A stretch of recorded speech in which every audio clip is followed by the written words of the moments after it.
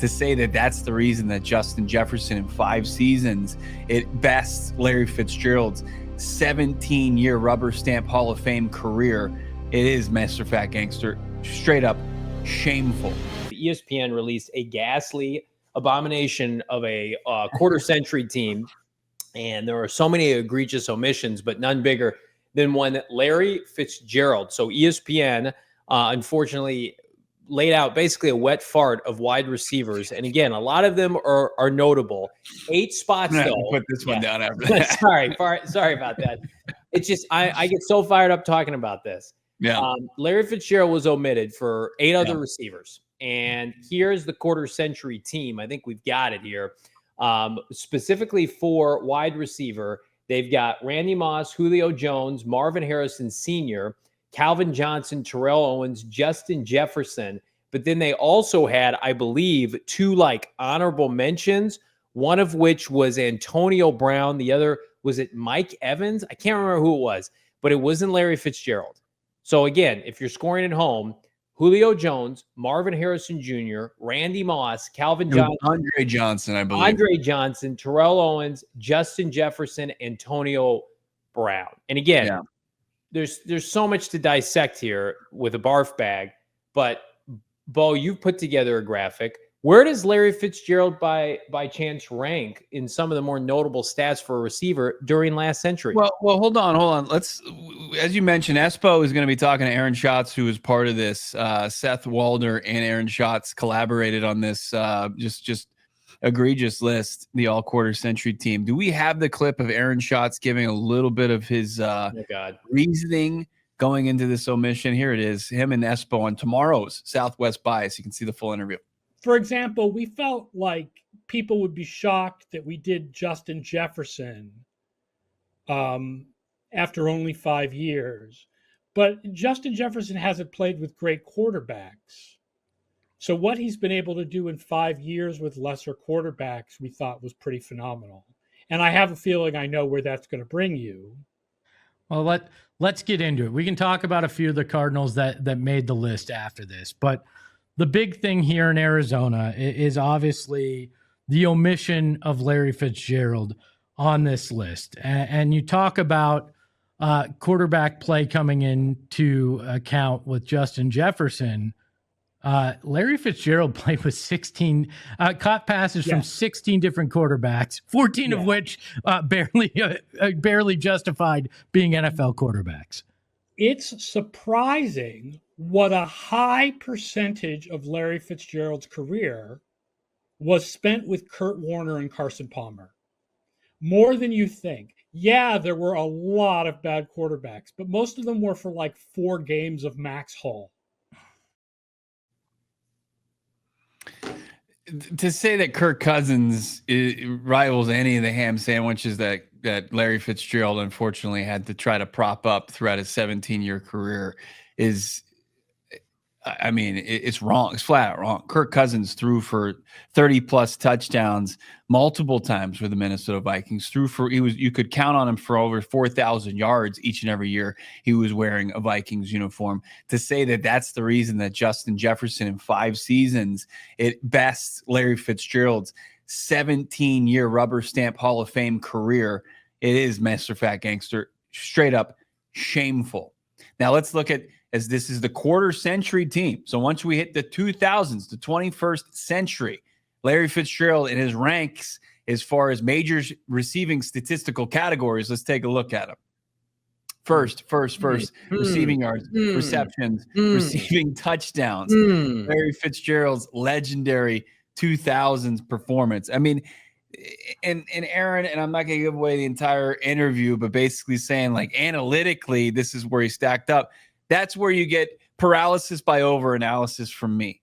When you look at just the stats that do matter, that people hold to the highest standard as far as the number one things you look for when you look at a receiver and his impact to the game. And then Johnny, not only does he dominate here in the regular season, when you stack him up against the guys that were the 6 that made the starting lineup here in the quarter century team, only Randy Moss, and it took him 6 more games than Larry Fitzgerald to put up comparable numbers statistically in the playoffs to Larry Fitzgerald. So Randy Moss, who's considered, the best of this quarter century, 54 catches for 977 yards, 10 touchdowns in 15 games, where Larry Fitzgerald had 57 catches, 942 yards, and 10 touchdowns in 9 playoff games. Everybody else had lower numbers than Fitz as far as, Julio Jones in 11 games had just a few more yards at 992, but less catches, less touchdowns. Marvin Harrison Jr. had less yards, way fewer touchdowns, and way more games. T.O. didn't come close to him. Calvin Johnson only played in 2 playoff games. Justin Jefferson, just 12 catches, 105 yards, no touchdowns in the playoffs. And big games, the biggest games that people could say you could play in the NFL, Larry Fitzgerald showed out, play at the highest level, arguably, in his career. I think that article and that breakdown is one of the biggest indictments of ESPN and a big reason why we as a company exists. Aaron Schatz lives in Boston. ESPN is based in Bristol, Connecticut. Most of those receivers are Central Time Zone or East Coast wide receivers. It's a factory reality. The NFL spans the entire continental United States. It is, Ray. It's East Coast bias. And so in a weird way, I'm grateful that kind of garbage exists because it gives us life as a company, as a network, because we know how underserved Arizona is. It's just one of the most egregious takes I've ever seen in my life. Larry Fitzgerald, how many of those wide receivers are going to be first ballot Hall of Famers? Maybe half, max. Larry Fitzgerald is going to be a first ballot Hall of Famer. His peers and his coaches and his head coaches around the NFL executives are going to say, well, that's a no-brainer. But it's not a no-brainer. You want to pull out your calculator and say that, it wasn't good enough because in 2020, 2008, he had Kurt Warner. We had Kurt Warner at the downturn of his career for about a 2.5-year span. Last time I checked, Larry Fitzgerald played for almost 20 years. He had Carson Palmer for about 2.5 seasons when you consider injuries at high level of play. I mean, most of the time, I would say maybe less than half of his career, he had solid quarterback play. And then everything else was either average to below average. And I saw him make a lot of average to below average quarterbacks look great.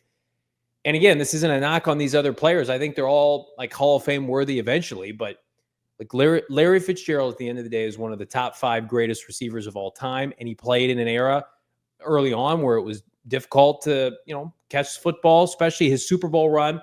What he did to the Steelers, how's this for analytics, Aaron? What he did to the Pittsburgh Steelers, they hadn't given up 300 yards all season. And he had almost a $150 in the Super Bowl by himself. Cardinals put up over 300 yards of offense through the air with Kurt Warner that day. Those are analytics. He went on Jake Delhomme's birthday and took the soul out of the Carolina Panthers. He scored 3 touchdowns in the first half against Brian Dawkins and the Philadelphia Eagles. I don't need – Justin Jefferson's a great player. Justin Jefferson has not had a tenth of the career that Larry Fitzgerald has had yet. He has not had big-time postseason play. I was in Arizona this year, and yes, a lot of it was Sam Darnold. I didn't have one highlight of Justin Jefferson against the LA Rams this year. Not one. Larry Fitzgerald. A non-factor. He was a complete non-factor. Yeah. But, oh, my God, because he lit up, the Atlanta Falcons on a random Sunday for 250 yards, got to put him ahead of Larry Fitzgerald. It's not all about the statistics, and that's the beauty of the NFL. Baseball, analytically driven, almost to a fault. The NFL, it's you turn the tape on, is that guy a big-time player? Right. Patrick Mahomes right now doesn't lead the NFL in touchdowns and passing yards anymore, but he's still the number 1 quarterback. But then you look at that graphic and he's number 1 across the board. I don't know what more you want. That kind of stuff is, hey, I'm ESPN, we're ESPN. How do we stay relevant? Because, this was the biggest omission. There are other fan bases that had their cases that likely should have been made for their players. It just, I don't want print journalism to turn into whatever the hell this is, respectfully. Right. I mean, longevity, it counts for nothing. And straw man arguments about Justin Jefferson and poor quarterback play, which is not true, and saying, hey, Larry played with more, had more years than you would think with those 2 players. No, he did not. Both veteran quarterbacks dealt with injuries, and Kurt Warner walked away before it was too late for him. And Carson Palmer suffered more injuries, after their NFC Championship run in 2015. And also another thing like that these receivers, most of them didn't do was reinvent themselves like Larry Fitzgerald did. Mm-hmm. He went from playing outside to playing primarily in the slot under Bruce Arians and reset franchise records of his own, after the age of 30. Like, I don't think you're going to be able to find, you certainly didn't find the longevity with Andre Johnson, who was an alternate on this, a practice squad guy. I mean, you can't even give him a token practice squad. And I almost think you might as well just leave him off the list anyway. Right. It's almost better that they didn't do that. Yeah. It's to put I'd take off Julio Jones. I would take off, all due respects to Junior, I would take Marvin Harrison off of this. And I would take, probably Justin Jefferson. I would take Andre Johnson off of it too. Yeah.